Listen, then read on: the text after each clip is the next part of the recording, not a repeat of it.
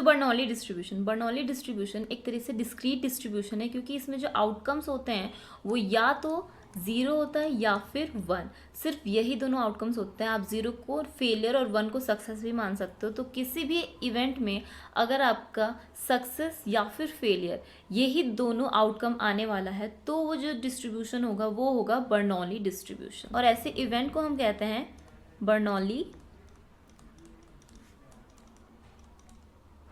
Trial. सो यहाँ पे आपको आउटकम जो मिल जाते हैं वो बाइनरी आउटकम मिल जाता है। सो प्रोबेबिलिटी मास फंक्शन अगर हम बर्नौली डिस्ट्रीब्यूशंस का देखें तो आपका हो जाता है P या फिर Q को आप कह सकते हो 1 माइनस पी।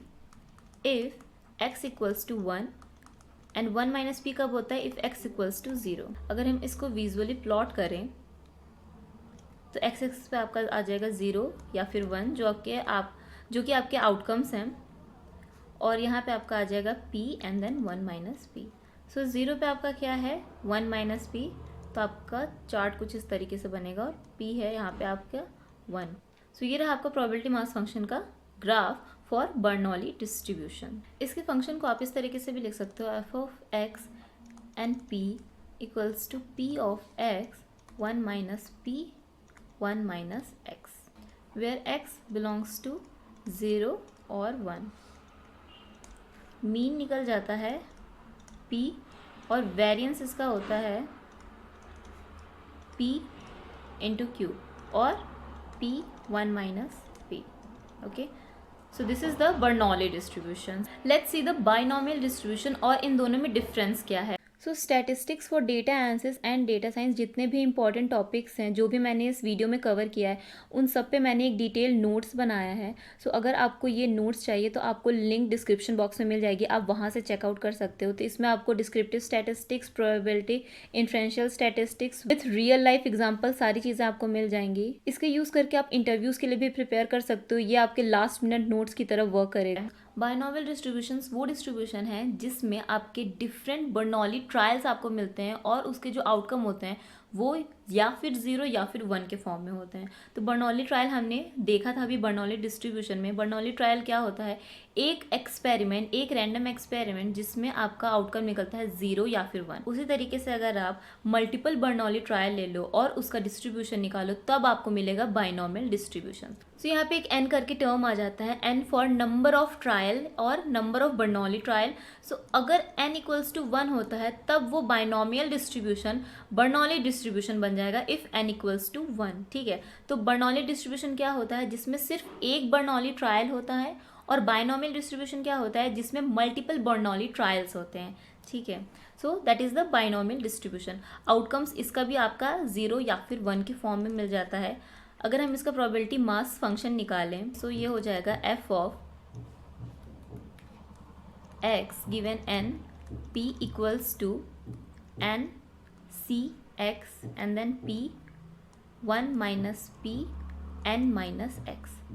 इसको इस तरीके से आप लिख सकते हो n factorial upon n minus x factorial and then multiplied by x factorial p 1 minus p to the power n minus x। तो यहाँ पे अगर आप n इक्वल्स टू 1 पुट करोगे तो आपको बर्नौली डिस्ट्रीब्यूशन का जो प्रोबेबिलिटी मास फंक्शन का फॉर्मूला था सेम वही यहाँ पे मिल जाता है। सो ये है आपका बाइनॉमियल डिस्ट्रीब्यूशन। इस पे अगर हम मीन की बात करें तो जैसे उसमें हमने मीन देखा था सिर्फ p था, यहाँ पे आपका मीन मिल जाता है आपको n मल्टीप्लाइड बाई p और वेरिएंस आपका मिल जाता है n p q और n p 1 minus p. Let's understand this more with an example. Example is of customer conversion rate.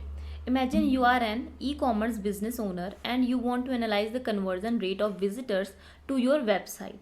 ठीक है, in this scenario conversion means making a purchase. You are interested in understanding the likelihood of a specific number of purchases success out of a fixed number of website visits that is trial during a given period. Suppose आप एक e-commerce business owner हो और आप ये calculate करना चाहते हो कि कितने नंबर ऑफ कस्टमर्स हैं जो आपके वेबसाइट पे आ रहे हैं और परचेज कर रहे हैं, जो कि आपका सक्सेस आउटकम है। ओके, तो यहाँ पे आपका n, सपोज हम यहाँ पे n visit number of visits कर रहे हैं 100, देन p यहाँ पे क्या है आपका probability of making a purchase on each visit जो कि है 0.75 और 5% कन्वर्जन रेट। और यहाँ पे x है आपका number of purchases is equal to 75. So question is given is what is the probability of exactly 75 visitors making a purchase out of 100 website visits given a 75% conversion rate. Sorry यहाँ पे 5% नहीं 75% conversion rate है. Probability mass function से calculate अगर करें तो यहाँ पे आपका n क्या है 100. सो 100 factorial upon 100 minus x. So sorry n minus x, तो यहाँ पे हो जाएगा 100 माइनस 75 फैक्टोरियल मल्टीप्लाइड बाई आपका हो जाएगा 75 फैक्टोरियल. देन p क्या है आपका conversion rate. So conversion rate क्या है 0.75 multiplied by 1 minus p. So 1 minus 0.75 to the power n minus x है. तो n क्या है 100 माइनस 75 दैट इज 25. तो इसको कैलकुलेट करने के बाद आपको कुछ इस तरीके की वैल्यू मिलेंगे 0.0917 और 9.17%. सो the probability of exactly 75 visitors making a purchase out of 100 website visits given a 75% conversion rate is 9.17%. ठीक है, तो 9.17% probability है कि आपके 75 visitors जो हैं 100 में से वो आपके वेबसाइट से कुछ ना कुछ परचेज करेंगे. Okay, so binomial distributions of website conversion जो हमने एग्जांपल देखा था उसी का हमने probability for number of purchases यहाँ पे प्लॉट किया है. तो आप यहाँ पे देख सकते हो ये एक probability mass function simple normal distribution type का आपको मिल जाता है जहाँ पे 75 आपका यहाँ पे मिडिल में आ जाएगा. Okay, so this is the 75. So 75 visitors के लिए हमने यहाँ पे प्रोबेबिलिटी मास फंक्शन कैलकुलेट किया है. सो हमारा क्या प्रोबेबिलिटी मास फंक्शन आया था फॉर 75 इज 0.09. ओके, तो यहाँ पे आपको मिल जाता है 0.09.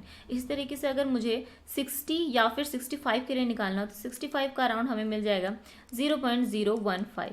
इस तरीके से आप प्रोबेबिलिटी मास फंक्शन निकाल सकते हो for number of visitors. So Bernoulli distribution और बायनोमियल डिस्ट्रीब्यूशन देखा, ये दोनों ही डिस्क्रीट डिस्ट्रीब्यूशंस हैं. नेक्स्ट हम देखेंगे कंटिन्यूअस डिस्ट्रीब्यूशन जिसमें आपका यूनिफॉर्म डिस्ट्रीब्यूशन नॉर्मल डिस्ट्रीब्यूशन आ जाते हैं.